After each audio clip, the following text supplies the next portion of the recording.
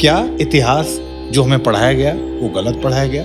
क्या जो ऐसा इतिहास जो सच में सबके सामने आना चाहिए था उसको छुपाया गया? आपको क्या लगता है? भारतवर्ष के स्कूलों में, कॉलेजों में पढ़ाए जाने वाला इतिहास सफेद झूठ का पुलिंदा है। मैं आपके चैनल से बोल रहा हूँ, हर सार्वजनिक मंच से मैं ये बात बोलता हूँ। और मैं मोदी जी की पूजा करता हूँ क्योंकि उस आदमी ने हमें विदेशी ताकतों से बचाया, इस देश की अर्थव्यवस्था को चलाया, हमें सम्मान दिया, इस राष्ट्र को, एक हमारी फौज को, हमारी सेना को सुसज्जित किया, पुनर्जीवित किया, इकोनॉमी जो मर चुकी थी उसको जीवित किया। मोदी जी के एहसान तो गिनने मतलब उंगलियां कम पड़ जाएंगे।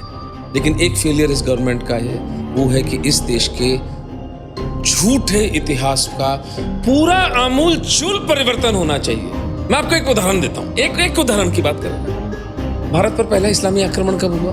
712, मोहम्मद बिन कासिम, राजा दाहिर। पहली बात तो ये हमें नहीं बताया जाता। आपको पता थी? आपको नहीं पता थी।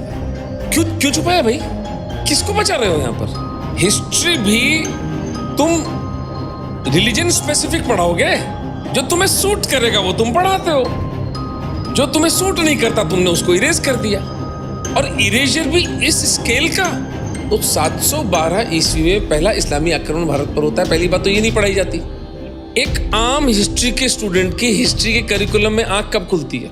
पृथ्वीराज की 1192 में तराई के द्वितीय युद्ध में पराजय, उसके बाद दिल्ली सल्तनत की स्थापना। दिल्ली सल्तनत पर हमारी आंख खुलती है। 712 से लेकर 1192, 480 वर्षों का कालखंड होता है। लगभग 500 वर्ष। कहाँ गया भाई 500 वर्ष का इतिहास?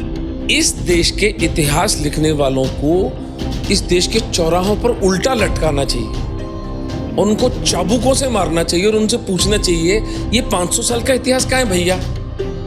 तुम्हारी ये जो पदम फदम जो अवार्ड लेके बैठे हो ना तुम, ये डिग्रियां तुम्हारी, इनको सार्वजनिक रूप से जलाएंगे। या तो उत्तर दो इस बात का।